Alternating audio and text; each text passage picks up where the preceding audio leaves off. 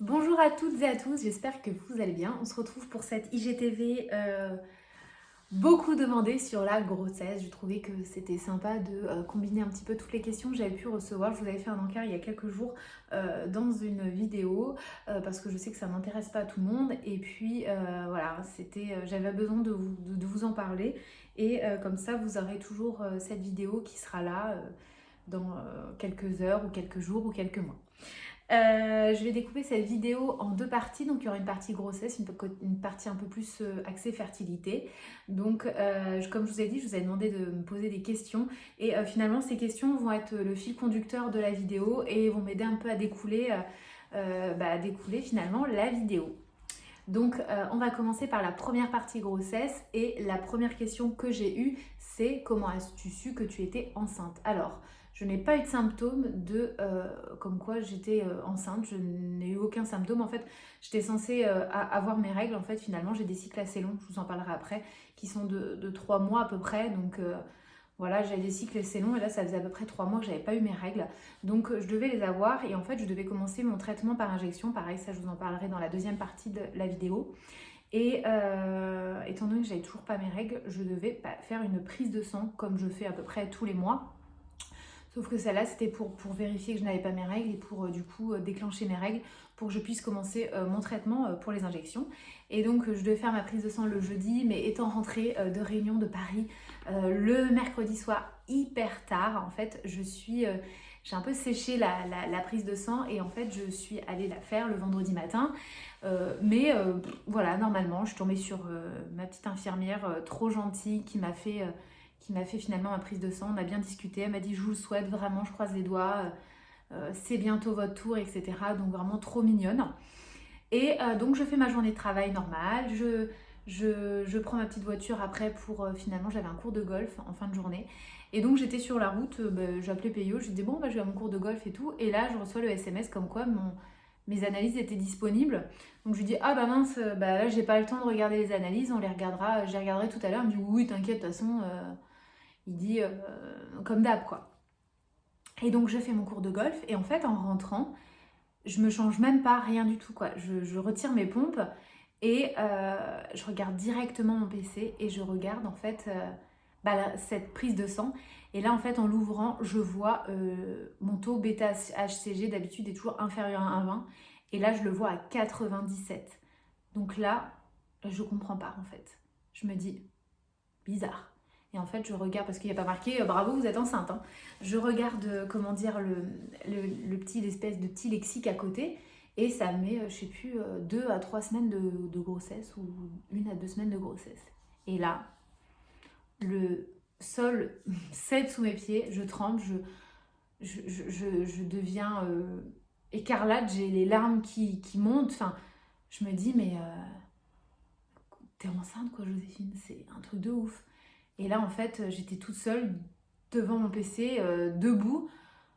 Je comprends rien. Je me dis mince. Donc, j'appelle tout de suite le laboratoire pour avoir une infirmière, etc. Elle me dit je suis désolée, on ne peut pas communiquer sur les résultats par téléphone. Appelez votre médecin généraliste. Donc, j'appelle mon médecin généraliste qui ne consulte pas le vendredi après-midi. Donc, là, impossible d'avoir personne. Et là, du coup, j'appelle mon centre, Bellara, qui me suit depuis des mois, etc. Parce que je savais que mon gynéco était en vacances. Et donc là, je tombe sur la secrétaire, trop sympa, donc au bout de 10 minutes d'attente. Et elle me dit, écoutez, je vais regarder vos résultats, je comprends tout à fait votre inquiétude, etc. Il n'y a pas de souci. Et donc là, elle me passe une sage-femme, enfin bref, on discute et elle me dit, bah écoutez, oui, vous êtes enceinte, mais l'idée c'est de refaire une prise de sang dans 24 heures. Donc là, ça doit être dimanche, bon bah là, non, vous la referez, dans 48 heures, vous la referez lundi. Elle dit, bah, écoutez, par contre, je vais appeler votre gynéco en urgence parce qu'elle dit, il faut que je vois à peu près par rapport aux médicaments que vous preniez, etc. Comment on fait? Donc, restez à côté de votre téléphone. Je vous rappelle dans moins d'une demi-heure. Donc là, ça a été la demi-heure la plus longue de ma vie. Donc là, je pleure. En fait, je raccroche, je pleure. Je réalise vraiment quand elle m'a dit, en fait, félicitations, vous êtes enceinte, quoi. Donc là, en fait, comme je vous dis, je sais plus où j'habite, je sais plus comment je m'appelle, je comprends plus rien. J'avais envoyé un message à Payo, tu en es où? Tu arrives? Ok. Et je lui ai répondu un truc genre ok, je t'attends. Et il me dit, mais après coup, C'est trop bizarre, je réponds jamais des trucs comme ça. Et en fait, je vais dans la salle de bain, je me change, je me mets en jog, j'avais la mine déconfite, je ressemblais à un panda, j'avais du noir plein la gueule. Et là, en fait, Peyo arrive et il me voit dans cet état-là, il me fait mais qu'est-ce qui se passe? Et je lui dis ben, c'est bon, ça a marché. Annonce pourrie, franchement, je m'en veux vraiment, mais bon, là, c'était vraiment inespéré, quoi. Et il me dit, mais quoi, de quoi, qu'est-ce qui se passe? Il se passe quoi? Enfin, je dis, bah, je suis enceinte, on va avoir un bébé, quoi.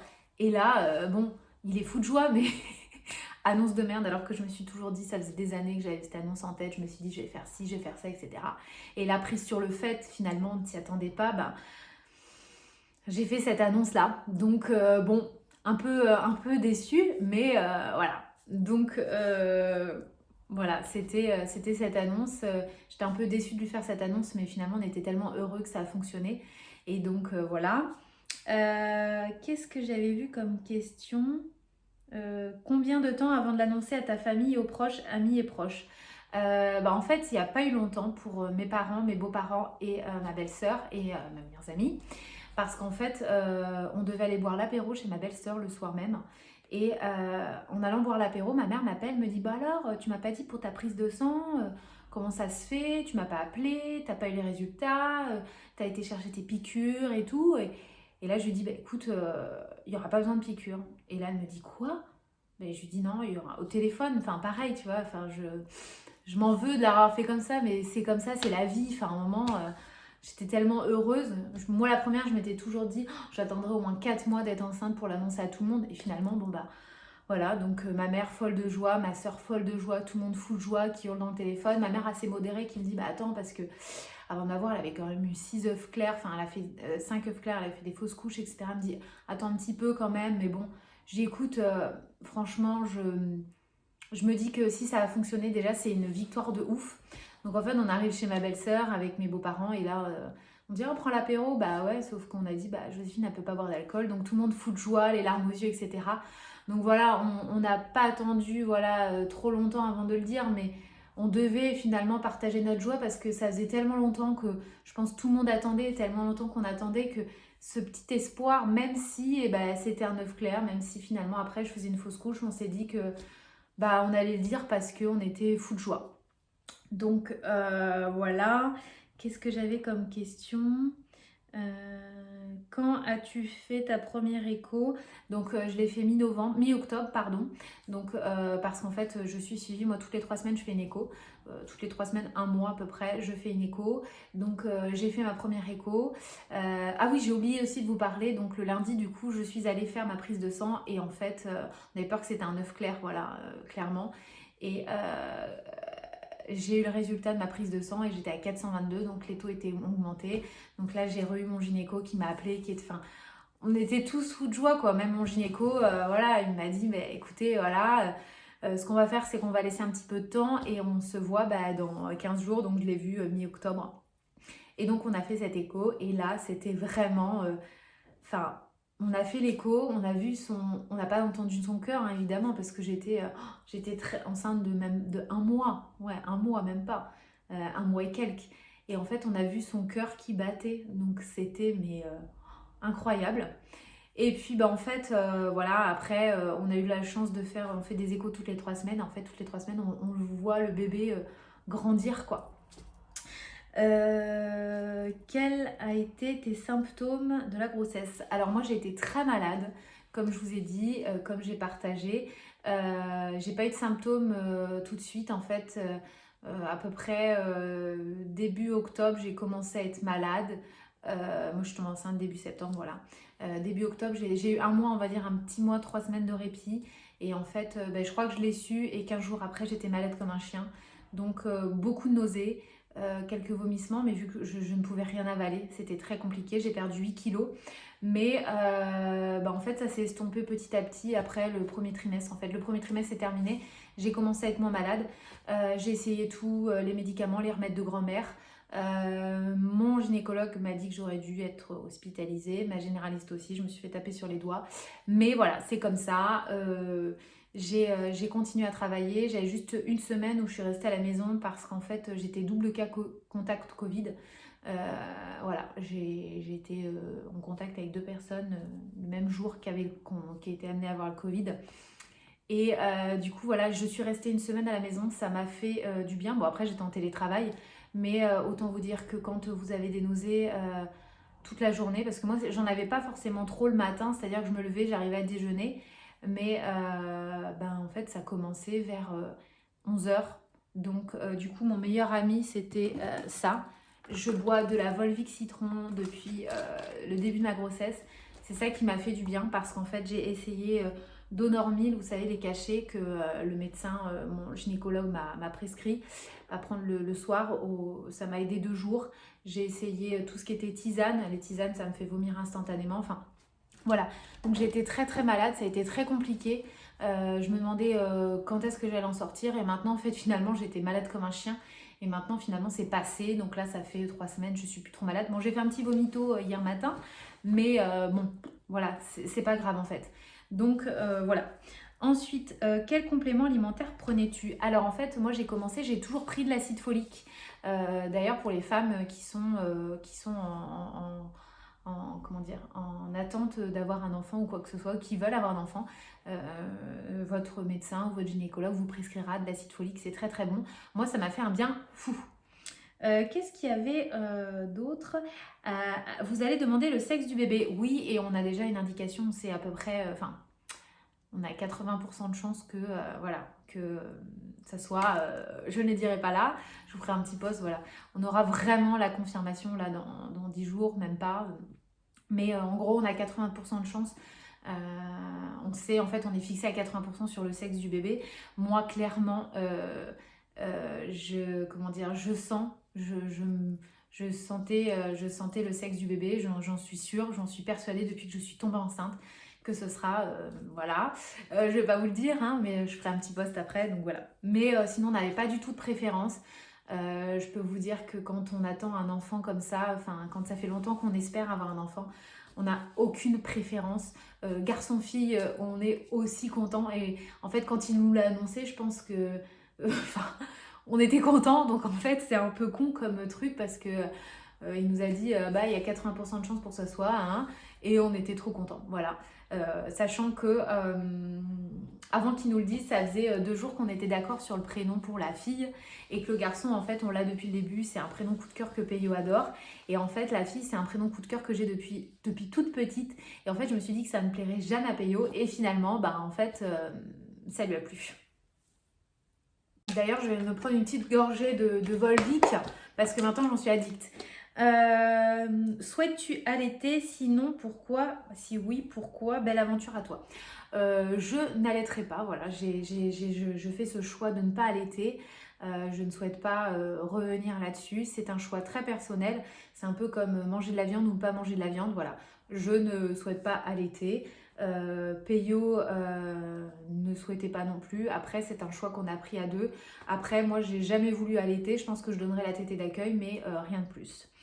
Par où es-tu suivie? Dans quel centre? Tu me donnes tellement d'espoir. Je suis suivie à Bellara. Je ne vais pas vous donner le nom de mon médecin, mais bon, celles qui sont du coin, je vous le donnerai. Il est vraiment super. Je suis suivie par ce docteur depuis que nous sommes arrivés ici. J'ai toujours été suivie par des professionnels parce que je vous en parlerai après. J'ai certaines pathologies qui font que voilà, j'ai arrêté d'être suivie par des gynécologues finalement simples. Enfin, je sais pas comment on dit ça, mais voilà, je dois être suivie par des gens un petit peu peut-être plus qualifiés dans mes problèmes. Quelle était la durée de tes cycles? Alors comme je vous ai dit, j'avais des cycles très très longs. Quand j'ai arrêté mon mode de contraception, d'ailleurs on m'a demandé mon mode de contraception avant que avant qu'on décide de vouloir un enfant. J'avais l'anneau vaginal, voilà. C'était mon gynécologue quand j'étais sur Compiègne qui me l'avait conseillé. Parce qu'en fait la pilule avec le cholestérol que j'avais et les pathologies que j'avais, c'était pas très très bon. Donc du coup j'avais l'anneau vaginal, c'est un anneau, vous regardez sur internet, voilà, tout simplement. Moi c'était le mieux pour moi. Donc quand j'avais mon anneau vaginal, en fait je le mettais en fin de cycle et après je le retirais 3 semaines plus tard, voilà. tout simplement. J'avais des cycles réguliers. Après, quand j'ai retiré cet anneau, je n'avais plus du tout de cycle, j'avais mes règles 2 fois par an. Et après, au fur et à mesure, comme je vous dirais avec les traitements, j'ai réussi à avoir des cycles de 2 à 3 mois.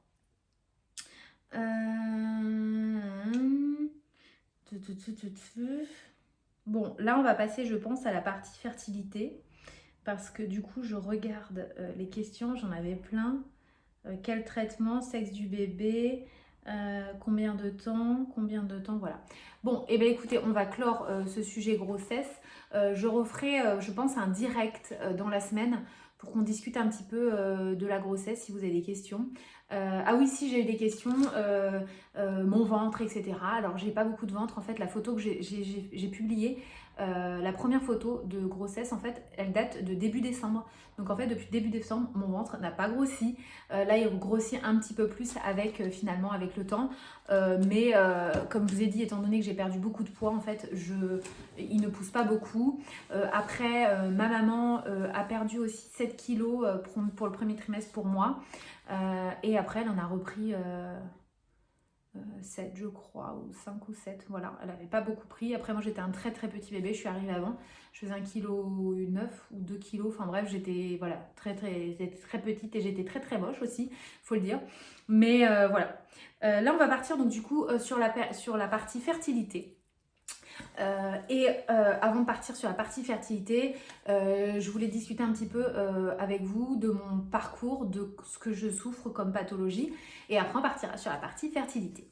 Alors, concernant mes problèmes gynéco, je voudrais juste alerter tout le monde, toutes les filles qui me regardent, même si vous ne sentez pas finalement concernées, même si vous ne voulez pas forcément d'enfants tout de suite, faites-vous suivre, allez voir un gynécologue avec qui vous vous sentez très bien. Alors ça, c'est aussi vraiment un point d'honneur. Moi, j'ai été suivie pendant quelques temps par une gynécologue parce qu'au début, j'étais persuadée que je voulais avoir une femme parce qu'en fait, j'étais plus à l'aise avec une femme. Et finalement, en fait, c'était la seule femme disponible. Il y avait genre 3 femmes de disponibles dans le coin. Alors, pas par ici, hein, mais 3 femmes genre disponibles dans l'environnement où j'habitais. Et finalement, elle était la seule dispo, donc je l'ai prise. Et finalement, ça a été une grosse erreur parce que elle n'a pas pu détecter certains problèmes que j'avais avant. Et du coup, je m'en suis vue finalement un petit peu embêtée parce que elle m'alertait un peu trop tard sur certaines choses. Donc, faites-vous suivre par quelqu'un avec qui vous vous sentez bien, quelqu'un de professionnel. Allez-y, faites des frottis, faites plein de choses comme... Enfin, faites tout ce que votre gynécologue vous dit, c'est très important. Moi, en fait, il y a une dizaine d'années, j'ai eu des gros problèmes d'intestin. J'ai toujours des gros problèmes d'intestin, on est dans la minute de l'amour. Mais en fait, j'avais très mal au ventre et en fait, un jour, j'avais tellement mal au ventre que je suis allée aux urgences et finalement, c'était pas mon ventre, c'était pas mes intestins. J'avais un énorme kyste qui était en train d'imploser à l'intérieur. Bon, j'ai dû subir une petite intervention très rapide pour m'aider à évacuer, mais voilà, ça a été très très compliqué pour moi parce qu'en fait, mon gynécologue n'avait pas vu ça et on s'était concentré sur mes problèmes d'intestin alors que finalement, j'avais un autre problème qui était là et qui était là présent depuis très longtemps et parce je faisais peut-être pas assez de suivi ou parce que ma gynéco n'avait pas forcément vu ça, voilà. Donc du coup, je m'en suis un petit peu voulu. Et ensuite, quand j'ai eu ce problème de kyste, après j'ai toujours été suivie. Ensuite, qu'est-ce que j'ai eu il y a à peu près 5 ans, 6 ans, ouais, 5 ans, lors en fait d'une consultation avec cette gynécologue, parce qu'en fait j'étais revenue sur Compiègne. Ma gynécologue me dit il y a un problème, elle me fait des prises de sang, elle me fait il y a un problème. Donc là, je ne comprenais pas trop. Et en fait, elle m'a orientée vers un autre spécialiste. Et en fait, ce spécialiste a vu que j'avais des lésions au col de l'utérus. Voilà. Alors, voilà, c'était une opération. Donc moi, j'ai été obligée, j'ai fait des prises de sang, on a fait des analyses. J'ai été obligée de me faire opérer. Donc c'est une conisation où il vous gratte les lésions sur le col de l'utérus. Donc moi ça a été assez douloureux parce que je ne pouvais pas me faire anesthésier généralement, j'avais un petit souci de santé au niveau de mes allergies, respiratoire, voilà, donc du coup je l'ai fait sous péridurale, donc je sais ce que c'est la péridurale.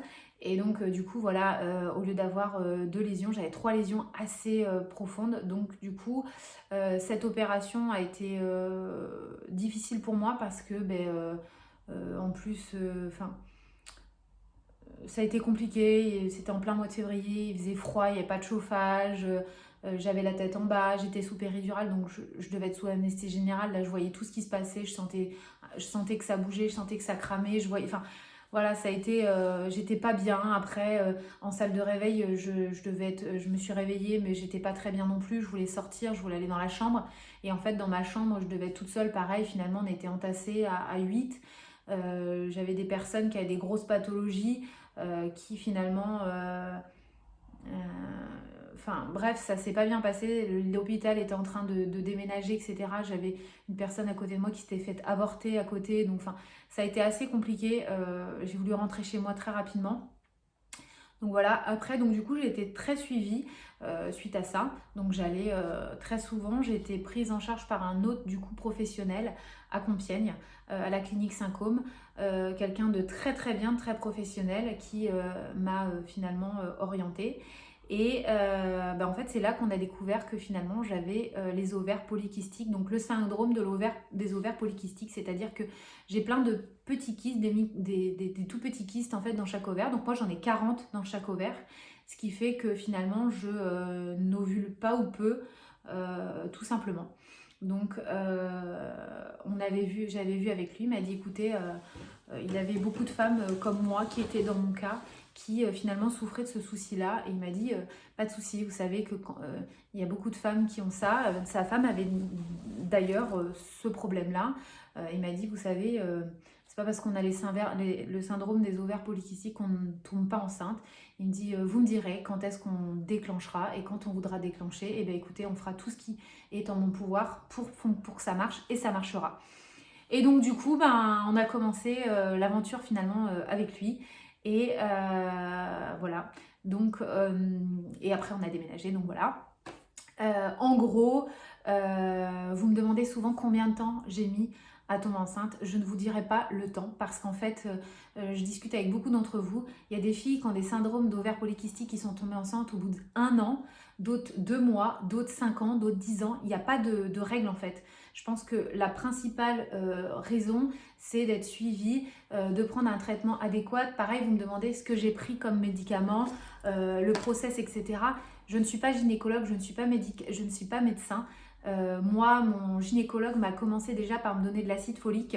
Donc ça a été très bien. J'en prends toujours. Je prends toujours mon acide folique, même là enceinte. Mes petites vitamines, etc. Prenez de l'acide folique et après consultez un spécialiste. Voilà. Moi, on a fait une batterie de tests, j'ai fait des tests, etc. Monsieur aussi, parce que c'est important, parce que le problème, il y a peut-être un problème aussi venant de monsieur. Bon, finalement, c'était pas le problème venait pas de monsieur, mais venait de moi. Mais voilà, tout ça pour vous dire que c'est pas parce que je vais vous donner le nom du médicament que j'ai pris que vous allez tomber enceinte. Sachez que moi, en fait, finalement, j'ai commencé à l'acide folique pour vous donner une petite chronologie. Je fais du bruit, j'ai commencé à l'acide folique, ensuite j'ai eu un traitement médicamenteux et ça m'a permis finalement d'avoir des cycles, finalement au lieu d'avoir tous les 6 mois, j'avais mes règles tous les 2 mois. Mais au niveau ovulation, voilà, j'ovulais genre 4 heures tous les 2 mois, donc voire j'ovulais pas. Donc là, on a décidé finalement de passer aux injections. Et pour la petite histoire, en fait, je devais commencer les injections donc le mardi après ma prise de sang. On devait déclencher mes règles et commencer les injections. Donc vu que c'était matin et soir, il fallait que je sois à la maison. Enfin, il fallait pas que je sois en déplacement, etc. Donc je m'étais un peu organisée pour faire parce que c'est une piqûre à faire matin et soir, donc c'est assez contraignant. Au début, je devais le faire par une infirmière, enfin bref. Et donc du coup, on avait dit cet été, on fait une pause, pas de médicaments, rien. Je continue à prendre de l'acide folique. Voilà. Et en fait, sur juillet, août, septembre, on prend plus rien, on se prend pas la tête, et puis on commencera en octobre le traitement. Et donc du coup, pendant ces 3 mois-là, nous avons beaucoup travaillé avec Peyo. On a reçu du monde, on a fait des travaux, on a beaucoup bossé, et puis finalement, on a arrêté d'y penser. Voilà. Après, je n'étais pas le genre de meuf, finalement, à regarder sur un calendrier et dire ah bah là, faut faire l'amour là parce que j'ovule là, nanana, nanana. De toute manière, mon gynéco m'avait dit que c'était impossible de savoir quand est-ce que j'ovulais. Et de toute manière, je trouve que ça, c'est vraiment débile. Je pense qu'il faut avoir des rapports quand on a envie d'avoir des rapports. Parce que si on a des rapports que pour tomber enceinte, honnêtement, ça tombera, ça marchera pas. Il faut de l'amour, il faut beaucoup de choses pour créer un enfant. Et finalement, calculer. Alors oui, pour certaines, ça marche. Mais à trop vouloir calculer, finalement, ça ne marche pas. J'en suis la preuve. Mais bon, même si j'ai jamais calculé, mais bon, voilà, tout ça pour vous dire qu'en fait, j'ai pris mes vacances et je suis tombée enceinte pendant mes vacances. Voilà, on a fait ce bébé pendant mes vacances. Je ne prenais plus de traitement. J'étais détendue. On m'a dit, mais comment tu fais pour lâcher prise? Je n'y pensais plus. En fait, je me disais, j'étais tellement persuadée, j'avais tellement d'amis à moi qui étaient tombés enceintes suite aux injections, grâce aux injections. Mon gynécologue m'a dit, mais écoutez, ça a marché et tout. Regardez, là, on arrive à avoir des cycles à peu près réguliers. Ça va marcher, il dit, j'en suis sûre. Et il dit, on a des super résultats avec les injections, ça va marcher. Et en fait, ça a marché. Voilà. J'y pensais plus. Je m'étais dit, trop cool, on s'était dit avec Peyo, ça se trouve, à Noël, on va découvrir que je suis enceinte avec les injections, ça va marcher et tout. Et voilà. Et donc, du coup, j'en ai perdu le fil. Vous voyez, je suis tellement passionnée que... donc, as-tu des traitements au bout de combien de temps ça a fonctionné? Voilà. Je ne vais pas vous dire parce que ça se trouve, cette demoiselle voilà, va commencer et c'est pas parce que moi je tombe enceinte au bout de tant de temps. Et puis voilà, comme je vous dis, il y a des gens qui tombent enceintes au bout de 15 jours avec un traitement, d'autres sans traitement. Enfin, il n'y a pas de loi, il n'y a pas de truc. Voilà. Donc, quel est ton parcours? Je vous l'ai dit. Combien de temps? Quel est ton parcours? Essai de bébé depuis 1 an, hâte d'entendre ton parcours et donne espoir. Ouais, honnêtement, il ne faut jamais baisser les bras et il faut débrancher son cerveau à un moment et se dire que moi, je vous dis, hein, j'y pensais plus. On kiffait nos vacances, voilà. On avait fini la piscine, on était tous les deux à la maison et ça a fonctionné. Et enfin, je redis, voilà, moi je veux bien, je vais commencer mon parcours en début d'année et voilà, tu donnes de l'espoir. Où était suivi? Je vous ai dit, je suis à Bellara. Voilà. À partir de combien de temps as-tu fait un bilan d'infertilité? Je l'ai fait tout de suite parce qu'avec tout ce que j'avais eu avant, mon médecin n'a pas cherché midi à 14h. Il m'a dit, bon, on va faire comment dire, on va faire tous les examens, soit pour moi ou pour monsieur. As-tu pris de la progestérone pour aider le développement du bébé? Je sais pas. Je sais pas, j'ai pris un médicament, enfin, une espèce de petite gélule avec des vitamines, des choses comme ça, et de l'acide folique que mon médecin m'avait donné. As-tu des issues pour diminuer le syndrome ovaire polykystique, alimentation, sport, merci et belle journée?